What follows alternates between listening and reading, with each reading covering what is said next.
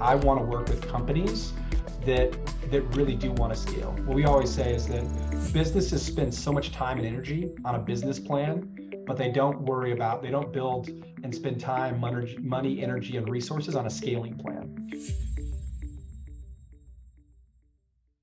Welcome to Show Me the Nuggets, where each week Joe chats with world-class entrepreneurs to find out the key principles, strategies, and processes that lie behind their outstanding achievements. Now, your host, the no bullshit serial entrepreneur, Joe Troyer. Joe Troyer, and welcome to another episode of Show Me the Nuggets. Today, I'm super excited to have Chad Cannon on, and we're going to be talking about one of your guys' favorite topics. We're going to be talking about scaling, and specifically what Chad calls really the 7 factors of scale. And we're going to be really diving into, what is that secret sauce to take you, we were just talking behind the scenes, from where you're at now to not just growing a little bit, but, doubling and doing it quickly. And so it's my great pleasure to have Chad here with us today. Hey, Chad, pleasure to have you. Hey, Joe, thanks for having me. Excited to dig in. Yeah, man. So I want to talk about scale factor, and I really want to talk about kind of the origin of that. But I feel like I'd be remiss if we didn't kind of start from the beginning, so to speak. So help me understand how you got in this crazy world of digital marketing, and then maybe working with Michael Hyatt Co, and we'll kind of go from there. Yeah, real quick. Probably about 15 years ago, I got into the publishing space. So in the marketing, and ended up working on 60 book campaigns a year, helping kind of launch those into where social media really rose, and ended up launching about 35 New York Times bestsellers. And then what ended up happening is those A-list authors, we would never say that publicly, but behind closed doors, the A-list authors said, hey, what would it look like for you to come help me kind of grow, take the intellectual property that's in this book, but how to grow my business, digitally grow social media, email, all those types of things. And so I was stupid not to do it. And so I started a marketing agency kind of really in that space, and grew that to about 2 million in the first 2 years.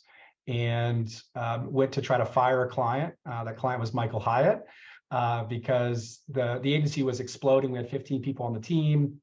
He was 50% of my personal time, but only 10% of the agency's revenue. So just there was kind of a mismatch. And so we said, hey, I want to come up with a 6 to 9 month exit strategy. I love what you guys are doing. At that time they were roughly a 7-figure business, and he had a 9-figure vision. At that point, and I said, hey, I can't be there with what I'm also doing with my company. And so it was a gracious conversation. 2 days went by, and they said, hey, what would it look like for us to hire you? Long story short, I spent the last 6 years helping them grow and scale. And when I started, like I said, it was right about a 7-figure business. When I left about a year ago now, it was a mid 8-figure business, well on its way to being a 9-figure business. And we saw the business shift quite a bit. Michael was initially known as this like online marketing guy. His courses, we just saw the future of courses. It was a flooded market. We always called it digital dust. People would buy a course, but actually go through it. And we really cared about transformation. We really believed in, if we could transform someone's productivity, leadership, their companies could be different, their futures could be different. And so that's when we transitioned the product line into a physical product called the Full Focus Planner. That ended up being a multiple 7-figure business, actually now an 8-figure business. And then also a business coaching program called BusinessAccelerator. So I got behind the scenes of starting both of those brands kind of underneath the Michael Hyatt. And in BusinessAccelerator, got to see behind the scenes of 3,000 plus businesses, of what made businesses grow, maybe stagnate and scale. And so that's kind of what's turned into Scale Factors, all that knowledge and experience over the last 15 years. That was a real quick flyby. Man, that's so awesome. There's so many things in there like I want to pull on. But I guess I got to say, first, I'm really excited to chat with you because of your background. Like, you come from the agency world, which is super interesting. So many of our listeners come from that space, maybe running a digital marketing agency. Mm-hmm. Maybe they did in the past, maybe they've sold one, maybe they work at one. So I think that's really interesting. And then transitioning, work with Michael Hyatt and in the info space. I love what you said, digital dust, right? Like, we care so much about transformations as well. And it's hard because people buy info and you look at the success rates. And I think they're way worse than anybody talks about, right? It's like, how many people talk about publicly, at least. Yeah, they at Yeah. least talk about it publicly. So it's like, how many people log in, and how do you really affect change if nobody even, logs in or Mhm. does anything or gets any value out of it? So I love that shift to physical, but man, that's scary coming from, being an info marketer and crazy margins to, Mhm. now you got physical goods, and e-com, and then, adding on business coaching. So love it, man. Really excited for today. I guess to fast forward just a little bit, tell us a little bit more about Scale Factor, and what it is today. Yeah, so I left last March, and kind of just went into doing consulting and ended up actually consulting with another marketing agency, helping them kind of grow and scale, and went in and kind of shared with them and their executive team kind of some of our frameworks that we really used at Hyatt, and then I had really started to develop. And I got a call the next day, and he's like, "Man, my team was blown away by this." And this guy has multiple companies. He's like, "Hey, we need to take this to the small business space, and we need to kind of productize this, and not just info, because like it's all about transformation, but how do we?" And so, I could have already created a course and done this other stuff, but the reality is like I want to work with companies that really do want to scale. What we always say is that businesses spend so much time and energy on a business plan, but they don't build and spend time, money, energy, and resources on a scaling plan. Because the business plan is your go-to-market strategy. That's where you spend, and then all of a sudden, you get into running the business, and you just do the next thing. And you're out there listening to this, and it's just like, man, you're just going from one deal to the next. You maybe don't even know how deals are coming in. If you're a marketing agency, hopefully you do. But a lot of times, they're clients are drawn to you because of your charisma, as a client, and that's going to help you grow. But there becomes a ceiling, and this is what we saw time and time again. John Maxwell calls it the law of the lid. At some point, you're going to become the lid on your business, and then you've got to learn, what do you have to do to go to the next level. And sometimes, most times, if you're sub $3 million, it's you as the business owner getting out of the way, quit being the rainmaker, letting someone else step into that. And so we've really developed what we said, we took 3 or 4 months, and we just workshopped days at a time. Hey, what made companies that really scaled? And what do they do differently than companies that maybe grew the 10, 20% year over year? They, 5% depending on the industry. We would say it's just like, hey, how do you grow maybe twice as much as the industry average? In publishing space, you're not going to grow a crazy amount. If you're growing 2-3% in the publishing space, like, hey, you're winning. Manufacturing, you might be 8 to 10%. That's the ceiling. And so how do we build a business model and top of the funnel, bottom of the funnel, that allow us to really get to that scale? And so we've identified what we say are 7 factors that organizations that have really scaled need to have a game plan for. And when we come in and consult, typically we do a 1-day strategy session. What I always say is, like, I love starting with a strategy session, because in this day and age where people are like, oh, let's just hop on Zoom. It's like, what you can accomplish in 3 months on Zoom, we can do in a day, typically, if we get the right people in the room. And then we can get clear and say, okay, here's what we're going to do over the next 60, 90, maybe 12 months, 60, 90 days or 12 months, depending on what all we're trying to accomplish in the business. Sometimes it's people, ops, processes. Sometimes it's sales and marketing funnels. It's all across the board, depending on what I would say, what factors they're really being successful with, or factors they're really struggling with. Cool. Yeah. I mean, I'd love to dig in on like maybe one of those, like you talked about, specifically like digital marketing agencies or businesses, maybe at like the, low 7 million, low 7-figure, maybe like $1 million in revenue, and they're the rainmaker, right? I see that all the time with our customers, our clients, and transitioning out of that is like, is very difficult. I know that I've had success in businesses transitioning out of being the rainmaker. And I know, like, in businesses, like, I failed miserably in that area. And I know, like, even today, we have some businesses where I'm still the rainmaker, and it is what it is. It's okay. We've decided just to leave it like that. So I'd love to have a candid conversation about that and kind of what you see from your perspective, because you have a really unique perspective. But maybe before we do that, could we maybe get like a high level overview of what are the 7 factors?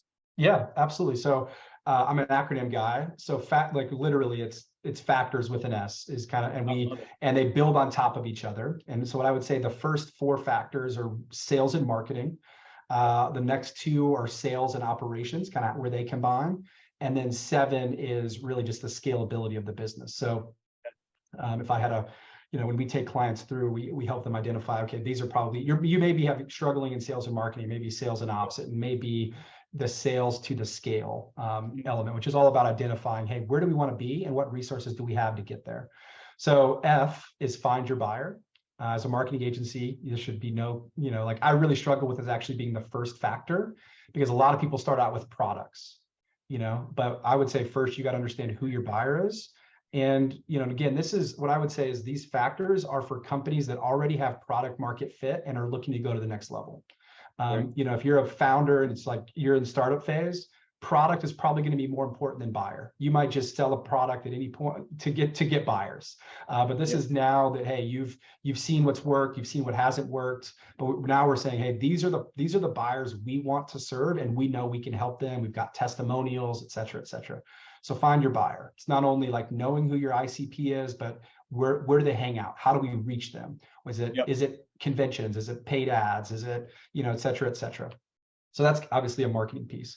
Aligning your brand. Once you know that, you'd be amazed at how much work that has to be done on your own website, on your own social, on your own bios, your LinkedIn. How do you communicate to attract and align to the customers you really want to reach? And then C is create the products.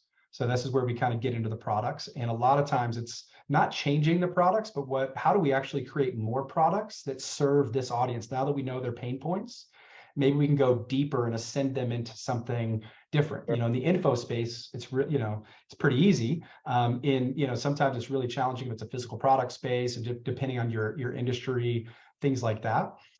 T is then tell your story. And so this is where I would say the product and the tell your story becomes difficult if you're the main rainmaker, because you are the chief storyteller, you're the chief product creation. You can make the product up on the fly, and your team hates you because they're delivering something you sold that you don't have. But what you have to do, if you're going to quit being the rainmaker, you're going to have to standardize your product offerings, and you're going to have to learn how to tell your story that someone else can tell and not you. Which means you've got to be able to have testimonials. You've got to be able to know the origin story, all of those things. And we've got frameworks around each of those as part of the framework. So that's T. And that's where you kind of get into the testimonial process. How do we capture stories? How are we putting that back into our sales process, into our marketing? And then O is your operating model. And this is where we would come in and say, okay, now that you've got a team, if you're looking to scale, you have to have people, even if it's contractors or employees. How are we going to leverage those people? What systems? What's the tech stack? What's all that we want to do? We don't have a set tech stack, but we have a set. Here's what you have to do. You can choose the tech stack that works best, and then we'll help you go from there. So that's like people management, all the stuff that you have to operate your business. And then R is the repeatable sales motion. And so what I would say, companies. And in the O, we help you kind of get clear on what your goals are. But what I would say, you need to be goals driven, but metrics focused in this type of business. And so you're looking at your numbers. What are the metrics in that repeatable sales motion? It's all about metrics. So, if you get big enough, you can kind of reverse engineer the success and the growth that you want. To say, hey, we want this many customers. We know this many calls our sales team has to have, et cetera, et cetera. So what's that repeatable sales motion? And then, so that's R. And then S for the 7th factor is all about scalability. We identify, here's our business challenges, here's our business opportunities, but there's a gap of where we are and where we want to be. We look at resources. Okay, what positions do we need to hire? What money do we need? Do we need to spend more money on advertising? What are the resources that are going to be that we need to take to scale and really focus on that? It's amazing how many business owners don't ask that question. They just think, oh, let's get more customers. Versus, okay, what do we have? Do we need to cut back on certain things to focus on X, Y, and Z? Yeah, sure. What's the budget even related to that? Like once you figure that out, and how do you come up with that money, or where does it come from, or do you have the money? Is an important process. Yeah. Cool. Yeah, that makes perfect sense. Thanks for tuning in and showing me the nuggets. If you've been enjoying the podcast and find our content helpful, please visit our Apple Podcast page, hit the subscribe button, and leave us a review. Joe and the whole team have been working hard to bring more value to the show. Your feedback will go a long way in helping us make the show better and reach a wider audience.